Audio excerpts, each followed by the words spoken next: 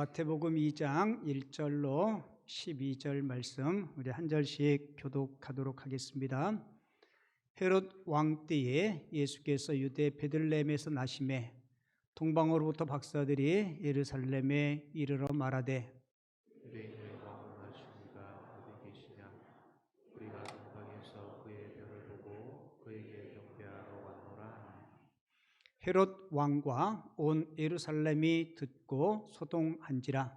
왕이 모든 베들레헴 골방 세계공관을 모아 그리스도가 어디서 나겠느냐 물으니 이르되 유대 베들레헴이오니 이는 선지자로 이렇게 기록된 바 또 유대 땅 베들레헴아 난 내 꼴 중에서 가장 작지 아니하도다. 댁에서 한 아들을 낳아 나와서 내 백성 이스라엘의 목자가 되리라 하였음이니이다. 이에 헤롯이 가만히 박사들을 불러 별이 나타난 때를 자세히 묻고 배를 불러 보내며 이르되 가서 그에 대하여 자세히 알아보고 찾거든 내게 고하여 나도 가서 그에게 경배하게 하라. 박사들이 왕의 말을 듣고 갈새 동방에서 보던 그 별이 문득 앞에 인도하여 가다가 악이 있는 곳 위에 머물러 서 있는지라. 그들이 별을 보고 매우 크게 기뻐하고 기뻐하더라. 우리 11절 12절은 함께 읽습니다. 집에 들어가 아기와 그의 어머니 마리아가 함께 있는 것을 보고 엎드려 아기께 경배하고 보배합을 열어 황금과 유향과 몰약을 예물로 드리니라. 그들은 꿈에 헤롯에게로 돌아가지 말라 지시하심을 받아 다른 길로 고국에 돌아가니라. 아멘. 오늘 읽은 본문 말씀을 가지고 아기께 경배라는 제목으로 하나님이 주시는 은혜를 함께 나누도록 하겠습니다. 내일이 무슨 날이죠? 여러분은 성탄절이 막 기다려지고 막 좋고 그런가요? 그랬으면 좋겠어요. 우리 아이들처럼. 우리가 너무너무 아름답고 좋은 것을 지칭할 때 천국 같다라고 이야기하죠.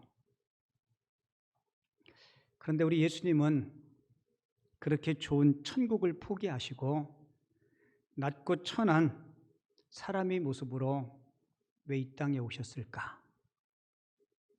어떻게 보면 우리에게는 되게 좋은 성탄이고 가장 귀한 선물인지 모르겠는데 예수님 편에서는 아마 굉장히 힘든 일이었고 선택이었을 것 같아요. 자, 성경을 보면 예수님께서 이 땅에 오신 목적, 예수님께서 이 땅에 오신 네 가지 목적을 우리가 이렇게 소개할 수 있는데요. 예수님이 첫 번째 이 땅에 오신 이유는 잃어버린 자를 찾아 구원하려고 이 땅에 오셨다라고 주님이 말씀하십니다. 누가복음 19장은 예수님이 삭개오를 만나서 나눈 대화예요. 대화 끝에 누가복음 19장 10절에서 예수님은 이렇게 이야기하죠. 인자가 온 것은 잃어버린 자를 찾아 구원하려 함이니라. 저와 여러분들을 죄악에서 구원하시기 위해서 하늘의 보좌를 포기하시고 몸을 입고 이 땅에 오셨다는 겁니다. 그리고 주님께서 오신 두 번째 이유는 저와 여러분들을 섬기려고 오셨어요. 마태복음 20장 28절에 보면 인자가 온 것은 섬김을 받으려 함이 아니라 도리어 섬기려 왔다라고 그렇게 말씀하고 있죠. 사실 저도 여러분들도 우리가 신앙생활하면서 우리는 하나님을 섬기고 교회를 섬기고 교회 공동체와 가족들을 섬기는 것이 구원받은 성도들의 사명인 거예요. 그리고 세 번째 이유는 대속물로 주려고 오셨다라고 이야기하고 있죠. 마태복음 20장 28절 그 두 번째와 같은 구절인데요. 예수님이 이렇게 말씀하죠. 인자가 온 것은 섬김을 받으려 함이 아니라 도리어 섬기려 하고 그 뒤 말씀을 기억하시나요? 모든 사람의 대속물로. 그러니까 저와 여러분들이 십자가에서 죽어야 되는데 우리를 대신해서 죄값을 치르기 위해서 예수님께서 지셨고 그 일을 위해서 오셨다는 겁니다. 그리고 네 번째는 저와 여러분들을 풍성하게 하려고 이 땅에 오셨어요. 우리 주님은 이렇게 말씀합니다. 내가 온 것은 양으로 생명을 얻고 더 풍성하게 얻게 하려 함이니라. 여러분, 생명을 얻었는데 이 생명을 더 풍성하게 얻는다는 의미가 뭘까요? 저도 여러분들도 예수 믿고 신앙생활 하면서 여러분은 성탄절을 몇 번 맞이했나요? 여러분들이 나이만큼 맞이했겠죠, 그죠? 우리가 성탄을 맞이할 때마다, 그리고 우리 인생의 나이대가 하나씩 둘씩 늘 때마다 저와 여러분들이 10년 가운데 구원의 그 감격과 기쁨들이 더 풍성하고 신앙의 인격도 성숙하기를 주님께서 원하고 그러한 삶을 위해서 주님께서 이 땅에 오셨다는 거예요. 바라기는 저도 여러분들도 우리 신앙의 연륜이 쌓일수록 우리 믿음도 성숙하고 신앙의 인격도 성숙하고 우리들의 말도 우리 삶도 예수님을 더 많이 닮을 수 있는, 그래서 풍성한 주님의 은혜를 누리는 하나님의 사람들 꼭 될 수 있기를 바랍니다. 만약에 예수님께서 사람이 몸을 입고 이 땅에 안 오셨다면 저와 여러분들은 여전히 마귀 권세, 공중 권세 잡은 자의 수하에 분명히 있었을 거예요. 죽음의 법 아래 있었을 것이고 여전히 죄 가운데 놓여 있을 수밖에 없었을 겁니다. 그런데 하나님께서 우리를 구원하시기 위해서 예수 그리스도를 사람의 몸을 입혀서 이 땅에 보내주셨어요. 마귀의 일을 멸하고 저와 여러분들이 하나님의 영광의 자리를 올리시기 위해서 낮고 천한 몸을 입고 이 땅에 오셨습니다. 여러분, 지금까지 지내오면서 누구에게 준 선물도 있을 것이고 누구에게 받은 선물도 있을 거예요. 가장 기억에 남는 선물, 가장 귀한 선물이 뭐였습니까? 제가 가만히 생각해 보니까 사람에게 받은 선물도 귀한데 하나님께서 우리에게 주신 예수님보다 더 귀한 선물은 없어요. 여러분 믿으십니까? 주 예수님보다 귀한 선물은 없습니다. 그래서 천사들은 예수님의 탄생을 축하하면서 큰 기쁨의 좋은 소식이라고 노래를 불렀어요. 예수 믿고 구원받은 저와 여러분들이 우리 예수님 때문에, 나를 위해서 십자가상에서 희생하신 그 예수님의 대속 때문에 내가 하나님 나라 백성 되었고 천국 자녀 되었고 참된 평화와 자유를 누릴 수 있음에 성탄을 맞이할 때마다 감사할 수 있는 우리 모든 성도님들 될 수 있기를 바랍니다. 아이론 사이드라는 박사님이 하늘의 사람이라는 제목의 책에 이런 이야기가 기록되어 있는데요. 영국의 엘리자베스 1세 여왕이 그 여왕을 암살하려고 한 여자 자객이 남성으로 변장을 해요. 변장을 하고 병정의 모습으로 궁에 담을 넘고 결국은 암살 시도에 실패해서 체포됩니다. 그리고 재판을 받게 되는데 그 재판의 자리에 엘리자베스 1세 여왕이 친히 재판 자리에 참석해요. 근데 신문을 봤는데 이 자객이 여왕에게 이런 얘기를 해요. 폐하, 제가 잘못된 사람에게 고용되어서 폐하에게 용서받을 수 없는 엄청난 죄를 지었습니다. 하지만 저에게 폐하께서 은총을 베풀어 주시면 좋겠습니다. 저에게 은총을 베풀어 주시기를 간곡히 부탁드립니다. 그러자 여왕이 이렇게 하게요. 내가 자나에게 은총을 베풀어 주면 자네는 나를 위해서 무엇을 하겠는가? 그러자 그 자객이 이렇게 이야기해요. 생명의 경각에 달려있는 그 순간, 폐하, 조건이 있는 은총은 은총이 아닙니다 라고 이야기해요. 그 이야기를 듣고 여왕이 깊이 생각하다가 무조건 석방해 주라고 지시를 내려요. 그리고 석방 후에 그 자객은 여왕의 여종으로 평생을 여왕을 섬겼다고 합니다. 그리고 영국 역사의 기록에 의하면 여왕에게 그녀만큼 신실했고 충성되고 헌신한 여종은 없었다라고 기록하고 있다 합니다. 여러분, 내일이 성탄절인데요. 성탄은 오직 하나님의 은혜를 누리는 날입니다. 이 자객이나 저와 여러분이나 다를 바가 아무것도 없어요. 우리는 하나님의 은혜, 하나님의 은총 때문에 하나님의 자녀 천국 백성이 된 줄을 믿습니다. 그래서 우리는 동방의 박사들처럼 예수님에게 경배해야 돼요. 근데 요즘 보면 성탄의 주인공이 우리 예수님 대신에 세상의 어떤 향락, 물질, 선물 이런 인간적인 것들이 예수님의 자리를 대신하는 모습을 많이 봐요. 여러분, 이번 성탄절은 저 멀리 동방에서부터 베들레헴까지 목숨 걸고 예물을 들고 찾아왔던 동방의 박사들처럼 우리 예수님을 경배하고 그리고 예수님을 찬양하는 그런 성탄절. 그래서 세상 어떤 즐거움이 아니라 그 하늘의 즐거움을 누릴 수 있는 우리 모든 성도님들이 꼭 될 수 있기를 바랍니다. 그래서 성탄은 예수님을 경배하는 날입니다. 여러분 꼭 기억하세요. 성탄이 무슨 날이에요? 성탄은 뭐 파티하고 회식하는 날이 아니고요. 소풍 가고 휴가 가는 날이 아니에요. 성탄은 예수님을 경배하는 날입니다.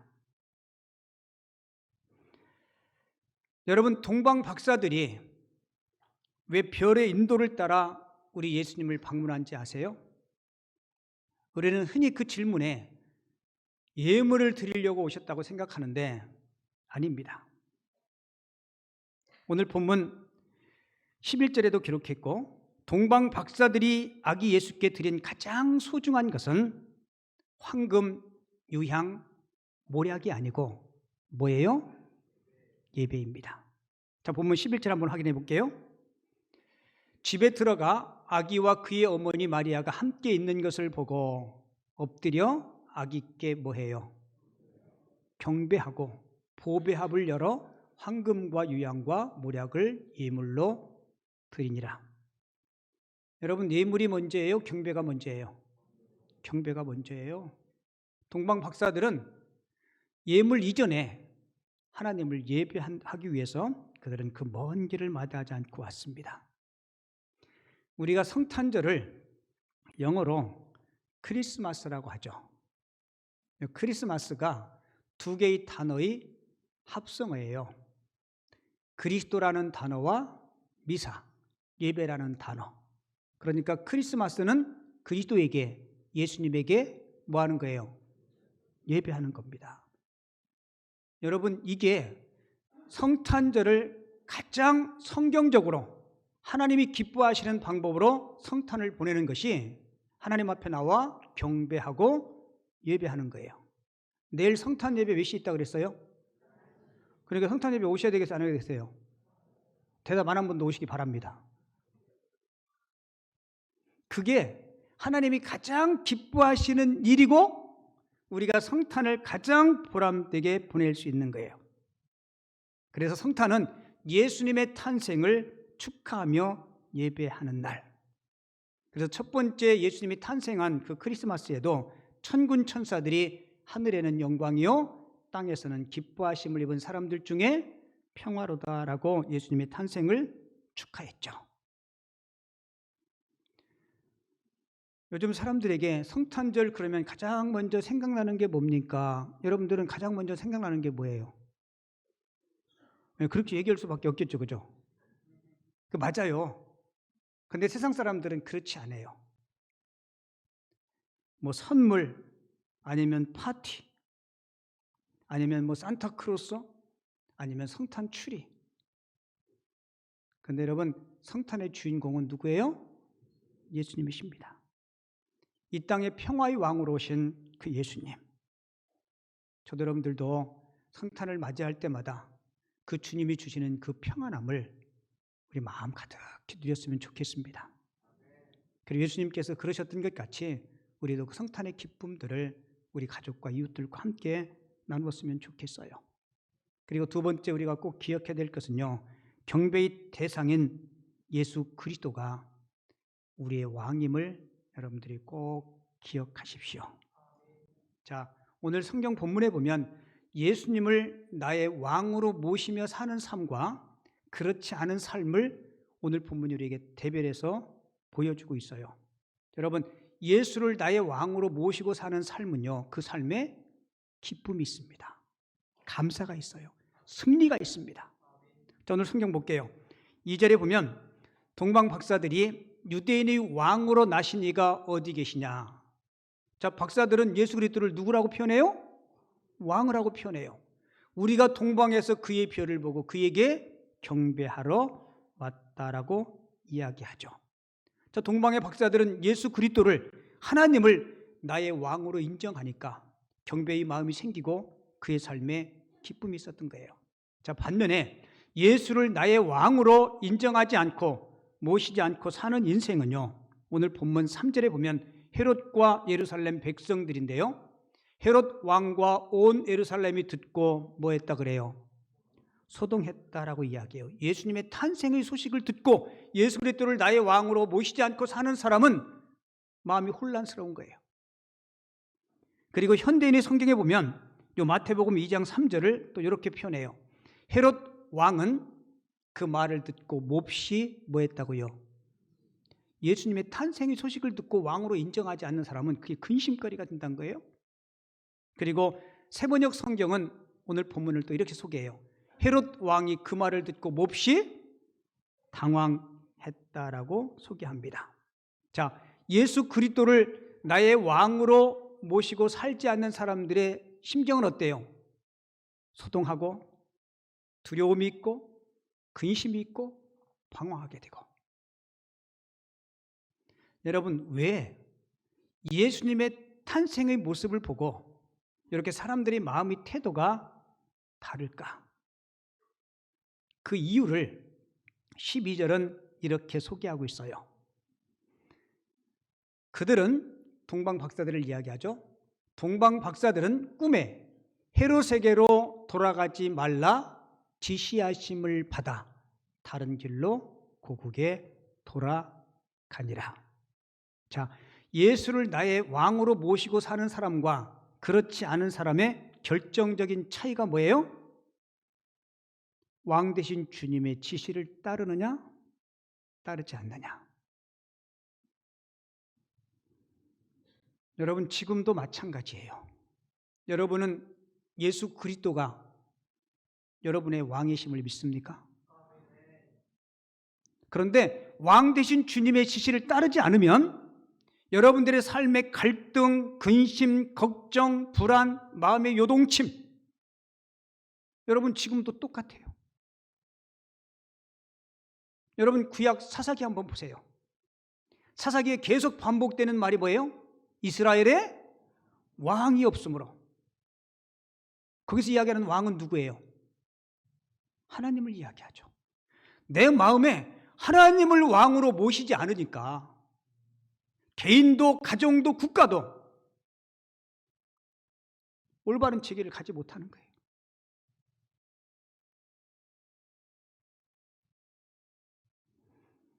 여러분, 제가 매주마다 여러분들에게 설교하는데요, 여러분들이 더 은혜 받을 것 같아요? 설교하는 제가 더 은혜 받을 것 같아요? 저는 여러분들이 더 은혜 받기를 원하는데 저는 제가 더 많이 은혜 받는 것 같아요. 왜냐하면 3번을 해요. 3세판. 제가 설교 원고를 쓰고 마지막 이런 기도를 해요. 주님, 설교 내용 잘 은혜롭게 전하게 해주시고 무엇보다도 입술로만 떠버리지 않게 하시고 이 말씀대로 내가 그렇게 살 수 있도록 주님 나에게 힘 주시라고. 내가 왕 되신 주님의 통치를 받지 않고 왕 되신 주님의 지시를 받지 않으면서 여러분들에게 그렇게 하라고 이야기하는 것은 어불성설이에요. 우리 분명히 믿죠? 하나님께서 우리에게 말씀하실 때 저와 여러분들의 유익을 위해서, 우리의 행복을 위해서 분명히 하나님은 그렇게 말씀하시는 하나님이심을 믿습니다. 얼마나 우리를 사랑하셨으면 하나밖에 없는 독생자를 다해 주시겠어요? 근데 안타깝게도 잘 못 들어. 그리고 안 들어. 들어도 주님의 말씀을 우위에 두지 않고 내 생각, 내 경험을 우위에 둬요. 우리 그러지 맙시다. 아멘. 안 하면 제가 혼자 할 거예요.